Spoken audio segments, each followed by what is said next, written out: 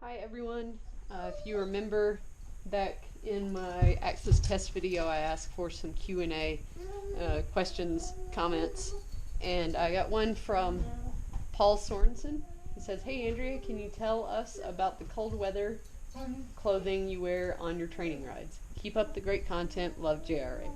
Thank you, Paul. I got some other questions too. I'll get to those.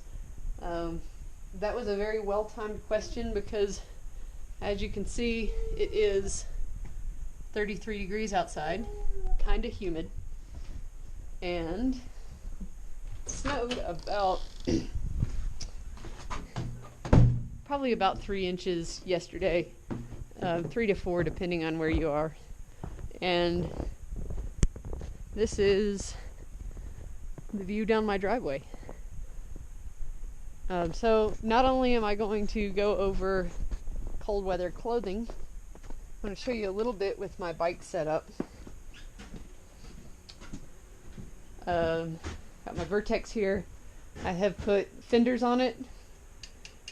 Still got some soap coming out from seating these tires. But I put fender, front and rear fender on there, rock shocks on the rigid fork. And I'm borrowing a set of wheels and tires from Matt. These are Schwalbe Ice Spiker Pros. They will set up tubeless, but I put tubes in here just to make it easier to switch them out whenever he wants his wheels back. And that should, even though the county roads get plowed, there are a lot of icy spots the first few days after a snow.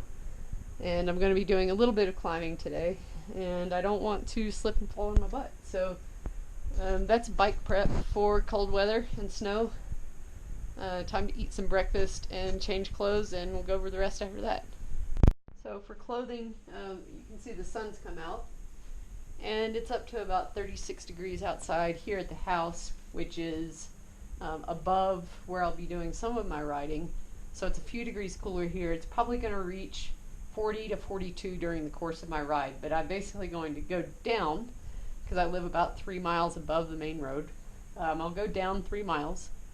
I will then go back up doing an interval, go back down, and then turn around and come back up and start an interval and finish it up, basically coming up the road, back up the road to my house. So because I'm going to be doing some descending and some descending while I'm sweaty, I need to take care of my core and my hands. So what I will actually start out in is this. So this is Gore bib tights. They have a drop tail in the back. You can unzip these little zippers and pull it down if you have to go to the bathroom. I've got a, hold on, short sleeve wool base layer. It's an Ibex wool base layer. It's very thin.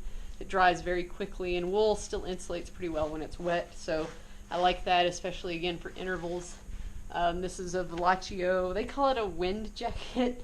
It's a long sleeve insulated jersey. It's mildly windproof. It's really nice. I like it a lot. This is like my base. This is at my hottest in the middle of an interval, going up a hill in the sun. I can get down to basically this. On top of that, I've got, so these are the gloves that I will use for intervaling uphill. They're 45 North, again, merino lined glove. I love these. I bought them when I first moved to Salida, and I've worn them a lot. So that's what I will wear when I am pedaling harder. I also have a merino wool hat. It's icebreaker. A merino wool buff. The buff is great for keeping your neck warm, which will help you keep your temperature up. I've got a Gore outer layer. This is their shake dry jacket. It is wonderful. I wear it constantly. It goes on most rides with me, even in the summertime if I'm going up high. That's always with me. It's always in my pack or my pocket. Also, I've got, and this gets more into the like finish an interval, turn around and go downhill. I've got a very packable down jacket and a pair of mittens. I have Raynauds in my hands, and when I leave my house and go down to the road, by the time I get down to the road, if I don't make myself extra warm all over, all of my fingers will be white and they will start to hurt really bad. So if you're not doing a lot of uphill pedaling hard and downhill fast, you can probably leave out, in this temperature, stuff like the puffy jacket and the mittens. They're nice to have in case of an emergency. If you were going on last year when I did a lot of fat bike riding, I had that Otso Wojtek, awesome fat bike, by the way. I took this stuff with me, even if I didn't think I was going to need it, because I was going kind of out in the backcountry. To carry this stuff, you have a couple of different options. What I'm going to use today is just this Ultimate Direction. It's like a trail running pack. It sits up really high on my back, and there are some cycling specific packs like that now from Camelback. So I can reach my pockets, keep my phone in my pocket because that will keep it warm and the battery won't die. So when I leave my house, I'm going to have on basically all of this except for these gloves. They're going to go in the pack. When I get down to the bottom, I will pedal, warm up a little bit, basically take off the mittens, put these gloves on, and then if I need to, I can take this jacket off. I'll probably, depending on wind and stuff down there, I might leave this stuff on, I might take it off. It just depends on how I feel. It'll probably come off at some point. But that's everything that I've got. I'm going to take my camera with me so you all can see if I bust my ass going down the hill thinking that I'm a hero on ice bike tires. So away we go. I mentioned I'll be wearing the Bontrager they're Jack Frost winter shoes. They function about like a normal pair of shoes with a neoprene shoe cover. They're just a lot more streamlined, a lot more, I don't like shoe covers. They're hard to walk in, and I oftentimes get in hike-a-bike situations, so I use these. 45 North makes a version of these too. They're kind of like a mid-weight winter shoe fits more like a winter, or like a cycling shoe than it does a big winter boot. And I have winter boots as well, and it's just too warm outside for those. Those are more for like 25 and under, at least for me. And I'll wear a pair of mid-weight wool socks with these, and my feet will stay toasty warm. Alright, I made it down my road from up there, and it's time to take some of this stuff off, pack it in this little pack, and keep warming up and doing some intervals.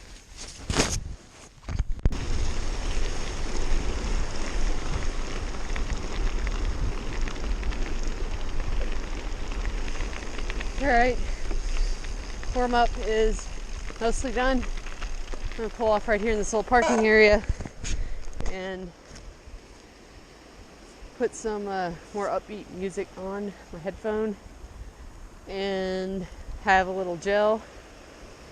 And once I cross the highway just right over that hill, I'm going to start a 35-minute tempo interval.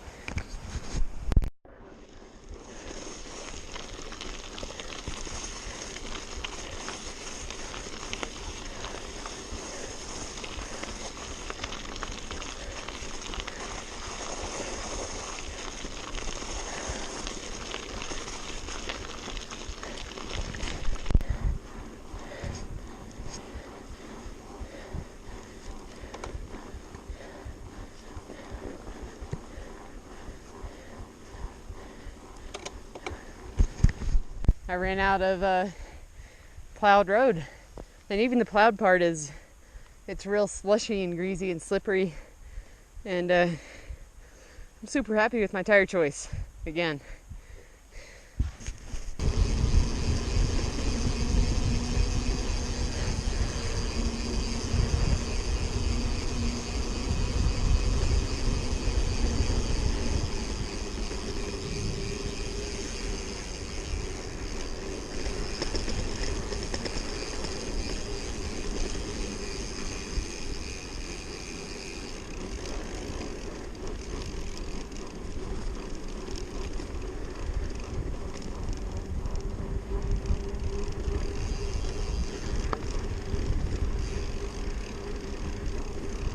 that was cold as fuck.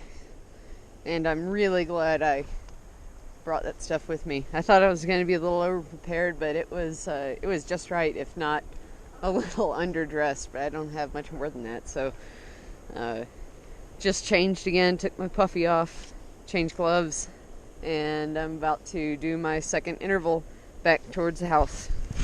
Country ass shit right here. The UPS guy can't get up the driveway in his truck, so he leaves packages in a bag tied to a tree next to the road. Thanks everyone for watching. I'm really happy with how that turned out. Thank you, Paul, for the good question and the opportunity to show everyone, a little bit of how to ride in the wintertime. I'm really glad I took the extra clothes. It was worth having the pack. That stuff's really light. I think what it boils down to is you have to invest money, a lot of money, probably at retail $500 to $1,000 in clothing alone. A very warm packable jacket, a really light waterproof, windproof jacket like this, tights, base layers. This base layer that I'm wearing, the thing is, you invest that money and this stuff lasts forever. The base layer I've got on is, I thought about while I was riding, it's at least 10 years old and it's still in good shape. It's got one hole in the armpit from where I take it off, but that's kind of my fault. But the stuff's gonna last forever, so just go ahead and, if you plan on riding bikes the rest of your life, pay for really good winter stuff just to match your really good summer stuff. You're not going to be disappointed with it.